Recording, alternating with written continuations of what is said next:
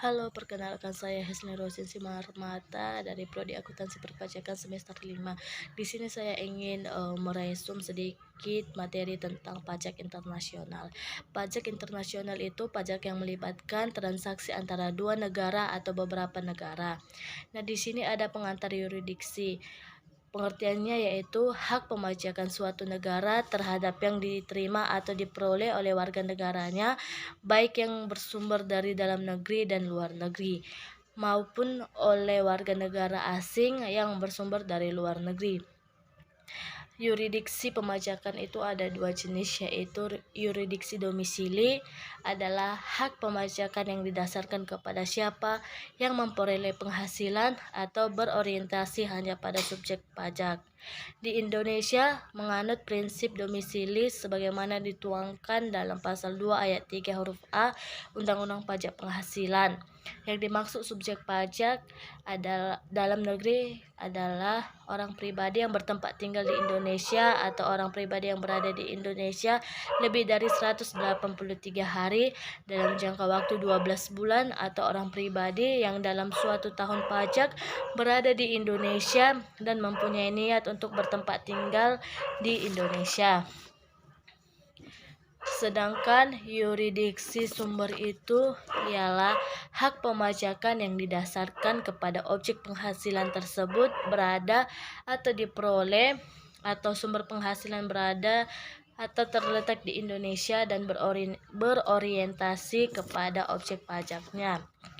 Indonesia menganut asas sumber sebagaimana tersirat dalam pasal 26 Undang-Undang PPH, yaitu atas penghasilan tersebut di bawah ini dengan nama dan dalam bentuk apapun yang dibayarkan atau yang terutang oleh badan pemerintah, subjek pajak dalam negeri, penyelenggara kegiatan, bentuk usaha tetap atau perwakilan perusahaan luar negeri lainnya kepada wajib pajak luar negeri selain bentuk usaha tetap di Indonesia, dipotong pajak sebesar 20% dari jumlah bruto yang wajib membayarkan. Yang pertama itu dividen, yang kedua bunga termasuk premium, diskonto dan lain-lainnya. Yang ketiga itu royalti dan sewa. Yang keempat imbalan sehubungan dengan jasa, pekerjaan dan kegiatan. Yang kelima itu hadiah dan penghargaan. Yang keenam itu ada pensiun dan pembayaran berkala lainnya. Yang kedua atas penghasilan dari penjualan harta di Indonesia. Contohnya itu Tuan Yudi, warga negara Singapura, adalah seorang pegawai sebuah konsultan keuangan di Singapura, melakukan pemberian jasa konsultasi bidang investasi keuangan pada beberapa perusahaan UKM di Indonesia. Selama tahun 2009, kegiatan dilakukan sebanyak 15 kali selama 5 hari setiap satu kali kegiatan. Fee yang diterima Tuan Yudi selama tahun 2009 sebesar 500 juta. Nah, berdasarkan yurisdiksi pemajakan, negara mana yang berhak memajaki dan berapa PPh terhutang bila diasumsikan tidak ada tax treaty antara Indonesia dan Singapura? Jawabannya itu yang pertama, Tuan Yudi merupakan WPLN atau wajib pajak luar negeri karena berada di Indonesia kurang dari 183 hari atau 15 kali 5 hari itu sama dengan 75 hari. Yang kedua, Indonesia berhak memajaki Tuan Yudi berdasarkan yurisdiksi sumber dan Singapura berhak memajaki berdasarkan yurisdiksi domisili. Yang ketiga, PPh terutang tahun 2019 itu adalah 20% dikali 500 juta. Jadi tarif pajak pasal 26 itu sebesar 100 juta. Nah, kita masuk ke dalam bentuk usaha tetap. Subjek pajak luar negeri dalam menjalankan kegiatan atau usaha melalui suatu bentuk usaha tetap di Indonesia dalam hal mempunyai tempat kedudukan manajemen yang berada di Indonesia.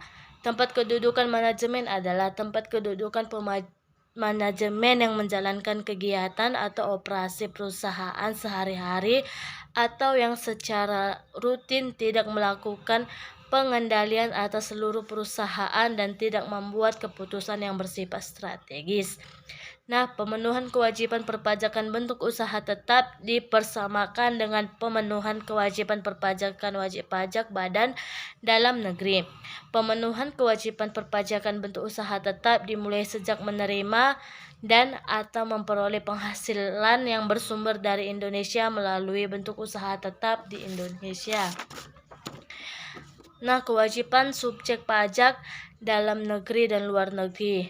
Subjek pajak dalam negeri itu untuk orang pribadi yang merupakan subjek pajak dalam negeri, kewajiban subjektifnya dimulai pada saat dia lahir atau dilahirkan, berada atau mempunyai niat untuk bertempat tinggal di Indonesia, dan berakhir pada saat dia meninggal dunia atau meninggalkan Indonesia untuk selama-lamanya. Nah, sedangkan untuk badan itu, kewajiban subjektifnya itu dimulai pada saat didirikan atau bertempat kedudukan di Indonesia. Nah, dan akan berakhir pada saat badan tersebut dibubarkan atau tidak berdomisili lagi di Indonesia. Yang kedua itu subjek pajak luar negeri. Baik orang pribadi atau badan, kewajiban subjektifnya itu dimulai ketika menerima atau memperoleh penghasilan dari Indonesia dan berakhir sampai dengan orang pribadi atau badan tersebut tidak lagi menerima atau memperoleh penghasilan dari Indonesia. Nah, selanjutnya itu cakupan geografis pemajakan penghasilan. Cakupan geografis pemajakan penghasilan merupakan yurisdiksi pemajakan. Yurisdiksi pemajakan ini mempunyai kedaulatan dalam bidang perpajakan yang merupakan konsekuensi dari kedaulatan wilayah suatu negara. Nah, kita akan masuk kepada hukum pajak internasional. Terdapat 3 pendapat dari ahli hukum pajak mengenai pengertian hukum pajak internasional.